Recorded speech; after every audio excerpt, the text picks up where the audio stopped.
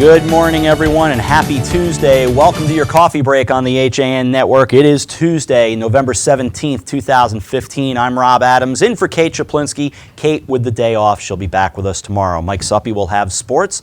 I'll have news, weather, and everything else that will need to get you through your Tuesday morning as we once again work our way through November 17th, 2015. We have some breaking news politically in the area, as well as a fire in Fairfield among our headlines this morning, and we'll start with that breaking news right now. It comes out of Weston, where our own Patty Gay has learned that Selectman Gail Weinstein is resigning. Weinstein, a Democrat, lost her re-election bid for a third term as first selectman by just 110 votes to Republican Nina Daniel just 2 weeks ago. For more on this story, please check westonforum.com. Patty will have much more on it. Again, westonforum.com. In Ridgefield, a missing man that had emergency responders combing the woods with the aid of a helicopter was found after a roughly 2-hour search Monday night. The man, missing from Bennett's Farm Road area, was found and taken to Danbury Hospital for observation. There was no immediate explanation as to why he had abandoned his pickup truck with its lights on along the side of the road. The search began around 6 p.m. Monday when an abandoned truck was located. Police did not release additional details Monday night. The truck was registered to an individual out of Plattsburgh, New York. Now to Fairfield, where a home was ravaged by fire late last night. Fairfield Emergency Communications Center received a call reporting structure fire at 203 South Benson Road on Monday night at 11:33. The Fairfield Fire Department responded to the home, which was empty at the time. Upon arrival, the first fire units reported heavy fire coming from the rear of the house. The entire back of the house, along with over half of the interior, was on fire. The fire department initiated an aggressive attack utilizing multiple hand lines, according to its spokesman. Assistant Chief Skylar Sherwood arrived at the same time as the first engine company and assumed command. Units operating on scene searched the structure for occupants and determined that there was no one in the house. The homeowner arrived on the scene and reported that everyone was out of the house and that they were not currently living at the house. All on-duty Fairfield Fire Department resources were required to control this fire. Assistance was required to the scene from Westport Fire Department, Southport Volunteer Fire Department, AMR, Town of Fairfield Building Official, and United Illuminating. Bridgeport Fire Department and Stratfield Volunteer Fire Department provided mutual aid coverage for fire protection in the rest of the community. The fire was placed under control at approximately 12:09 a.m. Neighboring houses were monitored for levels of carbon monoxide. Fire Chief McCarthy and Deputy Chief Dunn were on scene providing command support. There were no reported injuries at the scene. The home suffered extensive damages. The Fire Marshal's office is conducting an investigation today. We turn now to Trumbull, where a 73-year-old Reading man was arrested after police said he exposed himself outside the Westfield Trumbull Mall. Gustav Olson of Pickett's Ridge Road was charged Saturday with public indecency and later released after posting $500 bond pending arraignment in Superior Court on November 23rd.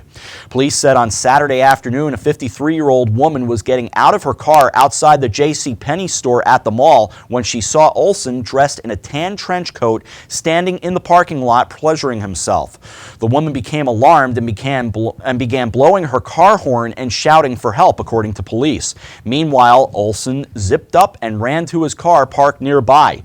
Police said the woman then took photos of Olson as he sat in his car. Police said they later arrested Olson at the kiosk where he was working in the mall.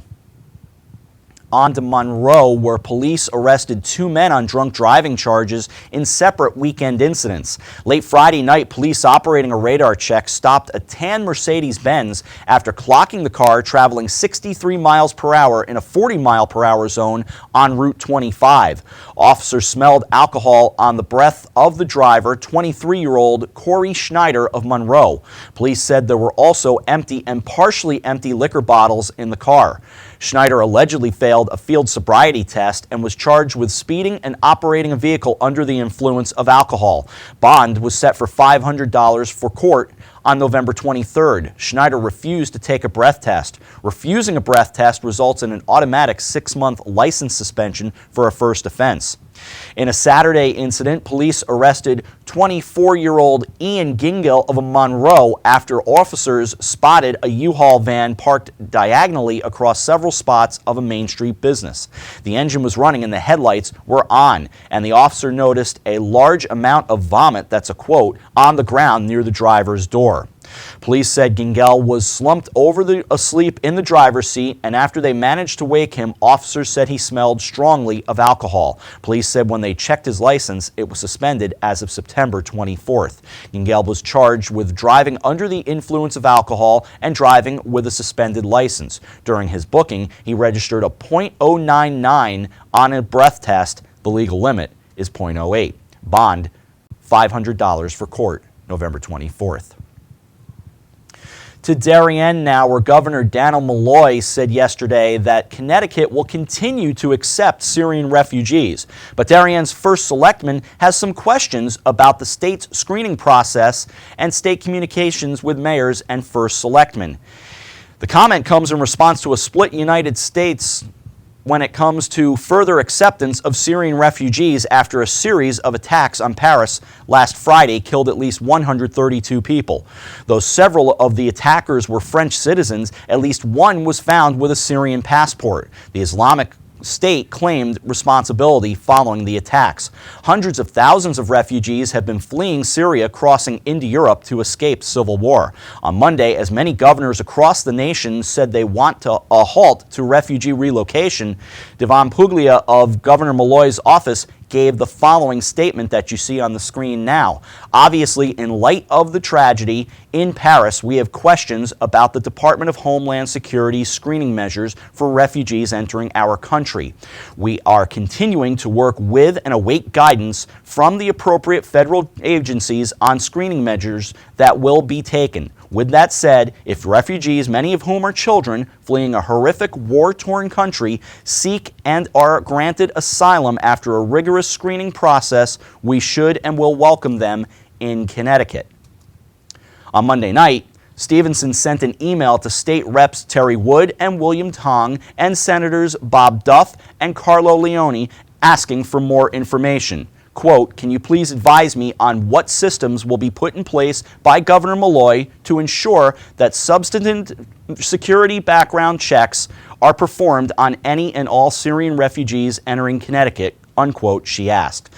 Further, she went on to say mayors and first selectmen should be fully briefed on the timing of refugee arrivals and all settlement and security protocols. Unquote. So far, California has accepted the most Syrian refugees at 218, according to the AP. Connecticut has accepted 42. There will be more on it, and you can read this at DarienTimes.com. Time to take a look at the weather. I'll do the honors right here. We've got a sunny day with a high near 49 and an east wind from 5 to 8 miles per hour. Patchy frost after midnight tonight, otherwise mostly clear, and a low of 30 with a northeast wind from 3 to 5. Areas of fog before 9 tomorrow morning, otherwise mostly sunny, high 51, but the wind chill 25 to 35 early, and that light and variable wind becoming southeast 5 to 7 in the morning. Patchy fog after 9 tomorrow night, otherwise mostly cloudy, low 48. Showers and a thunderstorm possible afternoon on Thursday, and some of those storms could produce heavy rainfall and patchy fog as well in the morning, with a southeast wind from 11 to 15. Looks like temperatures will be sitting right near 60. To Thursday night, low 47, chance of more rain, more of the same into Friday, high 54. Saturday, partly sunny, high only 47. 'Tis the season for sure. Ridgefield has 41, Darien has 43, and right here in Shelton, we have 44 degrees. We will take a break on your coffee break. Didn't mean to say that twice, but so it goes. Mike Suppy will have sports. Donald Eng coming in with history. We'll have more news right after this. You're watching Coffee Break on the HAN Network. When you experience a sports injury, you want to get better and fast. Coastal Ortho Express gives you direct access to orthopedic care quickly. Their physicians are fellowship trained in sports medicine at world-class universities and are also team doctors for area football teams. For specialized personal care of sports injuries, go to Coastal Ortho Express. Open Monday through Saturday in the iPark building, 761 Main Avenue in Norwalk, or coastalorthoexpress.com. Coastal Orthopedics, keeping you on the move. Darien Sport Shop is a unique store because it's a family store. A busy mom can come in with kids in tow and find everything she needs for them, and even find a dress for herself for Saturday night. And if she's in a rush, she can simply go home and order it from us that night. We'll deliver it the next day. The Darien Sport Shop. We're pretty on the outside and amazing on the inside. Conveniently located with free and easy parking at 1127 Post Road, Darien, Connecticut. Or shop us online at dariensport.com. Football University, the nation's leading football training experience, is now accepting applications for its 2015 camps. Our elite faculty of NFL coaches and top professionals teach position-specific on the field and in the classroom to improve your football IQ and help you reach your full potential as a player. Apply today at footballuniversity.org. Football University, where technique plus talent beats talent alone. The fall bite is heating up. Albies, bonita, blackfish, alligator blues, and stripers are following the large schools of bait in the Long Island Sound. This is the time to visit the New England coast, and the Dock Shop can get you outfitted with the latest fishing gear, jackets, hats, gloves, and fleece. Boater, beach bum, fishermen simply love the New England coast. This is a unique place to shop. The Dock Shop, now in 2 locations, 51 Tokenique Road, Darien, 609 Riverside Avenue, Westport, or on the web, dockshop.com. Remind you of the last time you went into a car dealership? Experience stress-free waters at Pamby Chrysler Jeep Dodge and Ram and find out how easy buying a car really is. You are watching the HAN Network, and you're not alone. 102,000 viewers have enjoyed the HAN Network in just the last 6 weeks. Advertise on the network that reaches Fairfield County, Connecticut's most engaged audience. Contact Jessica Murrin, Advertising Director, at 203-273-7312 or email jessica@han.network. Welcome back to your coffee break on the HAN Network. Do not adjust your sets. Kate Chaplinsky with the day off. I'm Rob Adams. And yeah, normally I'm standing pretty much to my left so that we can, talk weather and sports and, of course, to my favorite part of the show with my Nutmeg Sports co-host and colleague and friend, Donald Eng. Don, good morning. Well, good morning, Rob. How's it going? How are you? I'm well, thank you. And how are we in history today? We are looking good in history. In fact, today is the anniversary of one of the most quoted and provably false political soundbites of all time. But first we go to 1777. The Articles of Confederation submitted to the states for ratification intended to establish an alliance of perpetual nation states, among other things. The Articles established the name of the Confederation as the United States of America, but not being sovereign, the Articles never referred to the United States as a country, but rather a league of friendship for common defense and general welfare. Within a decade, it was clear that the Articles were far too weak and the individual states far too small for the world stage. 1810, during the Napoleonic Wars, Sweden declares war on its ally, the United Kingdom, beginning the Anglo-Swedish War. It was a political war that existed only on paper. There were no battles, no fighting, and Britain continued to use Swedish ports to station its naval forces. The war ended in 1812, though it's questionable whether any Swedes really noticed the difference. 1950. At age 14, Lamo Dandrup officially named the 14th Dalai Lama the spiritual leader of Tibetan Buddhism. He had been acting in that role for a decade. To 1968 we go. Viewers of the Raiders-Jets football game in the eastern United States are denied the chance to watch the exciting conclusion when NBC broadcasts Heidi, instead prompting changes to sports broadcasting in the U.S. and teaching TV an important lesson: do not mess with football on TV. And finally, to 1973, Orlando, Florida, when there was this. And I want to say this to the television audience. I made my mistakes, but in all of my years of public life, I have never profited from public service. I've earned every cent. And in all of my years of public life, I have never obstructed justice. And I think, too, that I can say that in my years of public life, that I welcome this kind of examination, because people have got to know whether or not their president is a crook. Well, I'm not a crook. I've earned everything I've got. Of course, President Richard Nixon telling about 400 AP managing editors, I am not a crook. History tends to disagree with that, but with your look back in history, I am Donald Ling. Don, thank you very much. See Don at 2 o'clock for Nutmeg Sports. He'll join me, and we'll have a bunch of things that we'll be going over there. But boy, back to that Heidi game. I got to spend a moment on that. The game was broadcast by NBC, and the Jets actually had a lead in that game. It was a 32-29 game at one point, and all of a sudden, 2 late touchdowns that nobody saw. The next day, NBC sportscaster, lead play-by-play guy, and Joe Buck, long before Joe Buck, Kurt Gowdy, had to actually go back and voice play-by-play after the fact. It ran the next night on the NBC Nightly News, the Huntley-Brinkley Report. I have video, actually, of David Brinkley queuing that up, and we'll have to dig that out of the archive. Great stuff from Don. Speaking of sports, and speaking of the Oakland Raiders, that brings in another colleague and friend. He's got sports this morning. Here's Mike Suppy. Mike, good morning. Morning, Rob. Well, last night the finals were set in both Class L and Class S for girls soccer. In L at Ludlow's Taft Field, Ridgefield High earned its first finals berth since 1992 with a 3-1 victory over number 23 New Canaan High School. Junior forward Alex Dameron bagged a hat trick for the 6th-seeded Tigers, who improved to 17-2-3 overall. Opposing Ridgefield in the championship game will be top-seeded Glastonbury High. The Tomahawks, the defending Class L champions, shut out 5th-seeded New Milford High 4-0 at Ken Strong Stadium in West Haven in the other semifinal. Glastonbury is yet to concede a goal in the state tournament, outscoring the opposition by a 9-0 margin.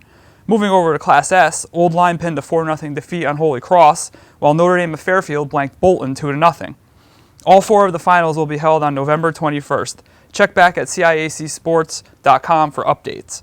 And tonight, another FCAC team, St. Joseph's High, will look to punch its ticket to a state final when the Cadets lock horns with Pomperog High at Newtown's Blue and Gold Stadium at 6:30 p.m. The winner of that semifinal will face the winner between Suffield and Berlin in the Class L state final. And over in Class M, Bethel faces Northwest Catholic, and Woodland tangles with Enfield. And moving over to boys soccer, Darien and Farmington will meet at Naugatuck High with a spot in the Class L state tournament up for grabs. Class S semifinals will see Coventry meeting up with Old Lyme and Summers taking on Litchfield. And field hockey will also see 3 sets of semifinals today. Wilton High and Conard of West Hartford match up at Cheshire High at 5 p.m. in the Class L semis, with the winner of that game set to face either Glastonbury or Cheshire in the final. In Class M, Barlow of Reading and Avon will square off at Watertown High at 4 o'clock, while New Canaan and Laurelton Hall are at Weston High in the other semifinal at 5 p.m. And also in Class S semifinals, Immaculate and Haddam Killingworth and Thomaston and Canton will be meeting up. And finally, in the pool, the Class L divisional finals will be splashing down at Southern Connecticut State University at 6 p.m., while the Class S finals will be contested at Wesleyan's Freeman Center at 7 p.m. And in case you missed it yesterday, the Bridgeport Central boys soccer team was disqualified from the Class L state tournament after self-reporting the use of an ineligible player in its 1-0 quarterfinal round victory over Hall of West Hartford on November 14th. The Hilltoppers were set to face Glastonbury in the semifinals, but due to the forfeit, it will now be Hall taking their place. I know it's something you guys talked about yesterday on Nutmeg. No, you're right, Mike. And since we've got a minute here and I invited you to come on Nutmeg today, I know you got to go out and report some stuff. A quick thought on that situation. I think it's a real shame what happened to Central. Yeah, it's unfortunate. I mean, the rules of not playing club soccer during the season are outlined, but it's hard to, police every single player on the team to see what they're doing, if that was indeed the case. I mean, it's unfortunate because they entered the state tournament with a losing record and were on a nice run. It was a feel-good story, and now it's ending in something that's not having people feeling so good. Is it a rule that the CIAC needs to change? I think it would be tough because that's a rule that comes down from up top with USA Soccer, and I know it's a point of contention in a lot of other states where that's not allowed anywhere, so I don't think that they would have the unilateral ability to change something that's up top in the highest echelon of soccer around here. That's a fair point. Now, one last thing, because I was fairly outraged about on yesterday's show. Maybe the outrage then isn't fair? No, I mean, it's I don't know if it's a good rule or not, to be honest. That's above my pay grade, as they say. And it's, I know, it's a lot of the stuff that's been going on in a lot of other states where people are not in love with that rule either. But I mean, it's something that is probably going to be readdressed in the near future after what happened here. All right, Mike, great stuff. Thanks so much. All right, Mike Suppy with us here with sports this morning on Coffee Break. We'll have him on Nutmeg Sports again very soon.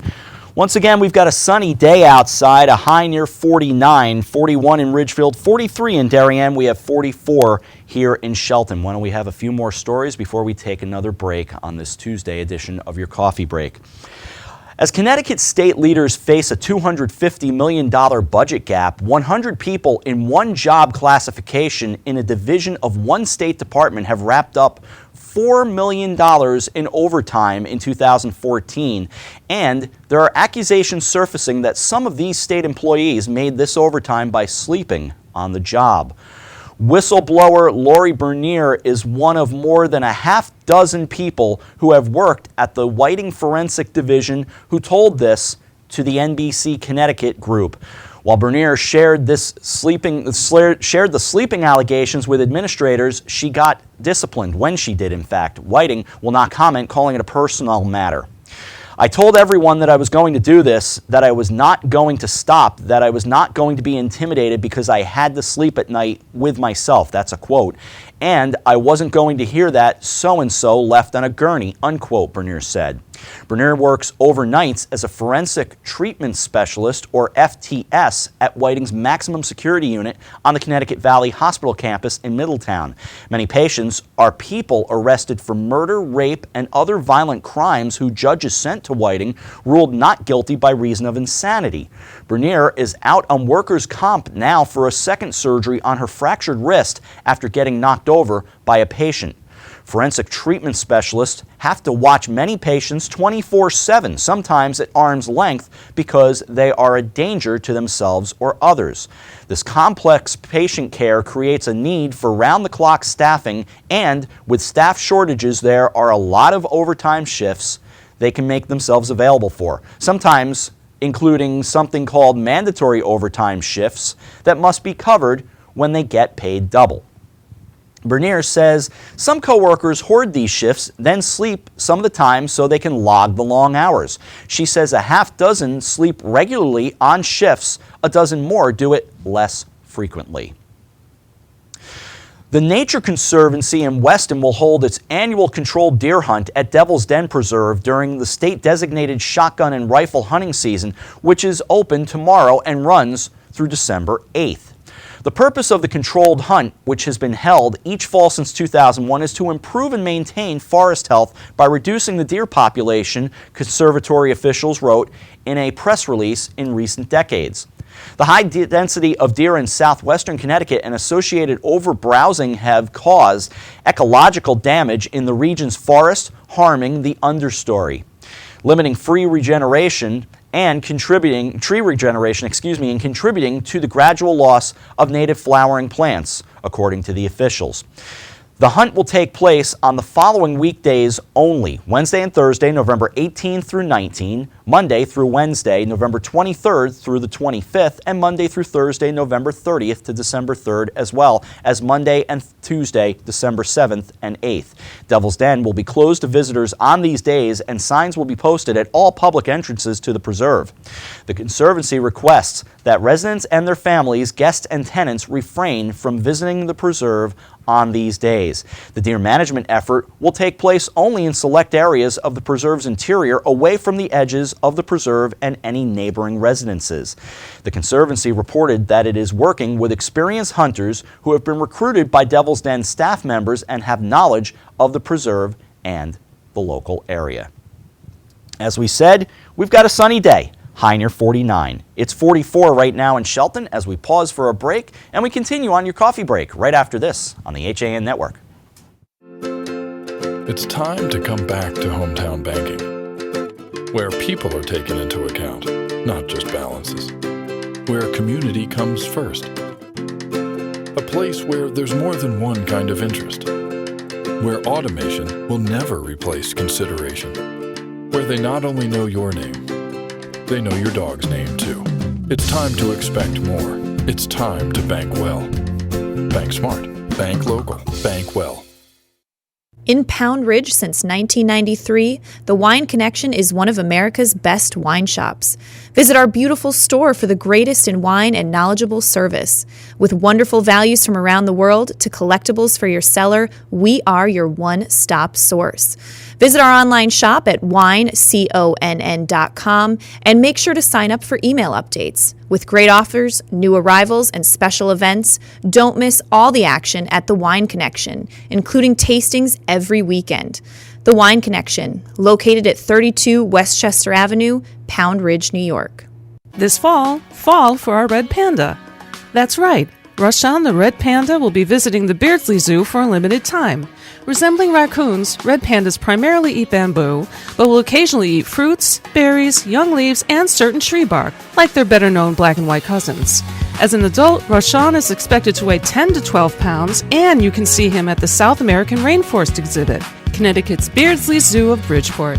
A whole new experience. 875 Noble Avenue, Bridgeport. 203-394-6565.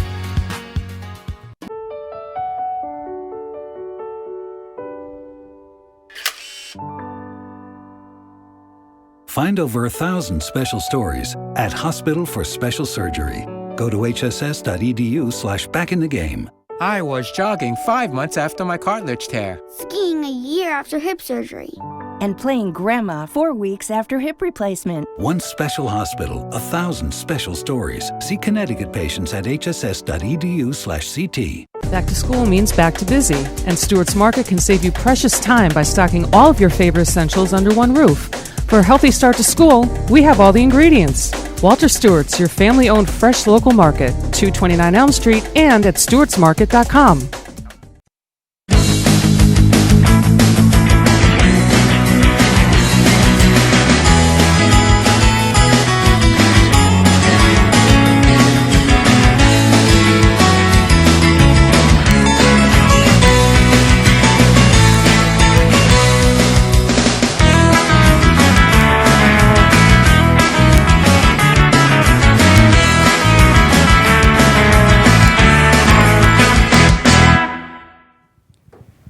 Welcome back to Coffee Break, a Tuesday edition here on the HAN Network. I'm Rob Adams. Kate Chaplinsky with a well-deserved day off. We'll see her back here tomorrow. A few more news items before we say goodbye on this Tuesday. And again, we remind you to join us for Nutmeg Sports at 2 o'clock later today.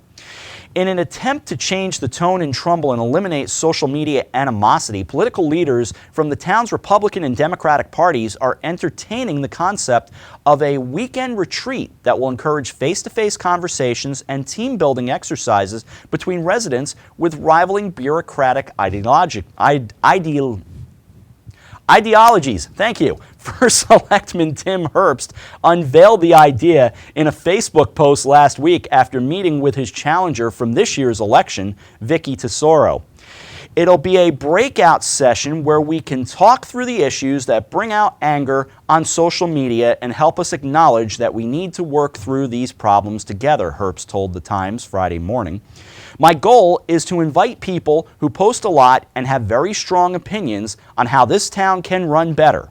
It's an open invitation, really, for anyone who wants to share their opinion but believes that doing so face-to-face is a lot better than hiding behind a computer. In his post on the Facebook group Trumbull Talks, the first selectman said that his meeting with Tesoro lasted 2.5 hours and was, quote, one of the best conversations she and I have ever had, unquote. He goes on to say, we hugged at the beginning and we hugged at the end and we laughed in between, he wrote. We critiqued each other's debate performances and we also talked about issues where we could find common ground. Tesoro told The Times Friday that the idea was an interesting concept, but that party leaders still needed to meet and discuss details and goals. While this is an interesting proposal, it cannot be a substitute for what should and needs to happen every day in Trumbull, she said. Our citizens want civility not just in words, but in daily actions. It really is a simple concept. And on that note, I think I'm going to find my own ideology and get out of here for today. That's your Tuesday edition of Coffee Break. We'll be back with you at 2 o'clock for Nutmeg Sports. Donald Eng and I will review all the brackets and see where we stand in football and everything else around the region. For our entire HAN network crew, including Mike Suppy, Donald Eng, Eric Gendron, Josh Fisher, and Joe and AJ, I'm Rob Adams. Enjoy your day. 44 degrees outside. We'll see you at 2 o'clock for Nutmeg Sports. So long, everyone.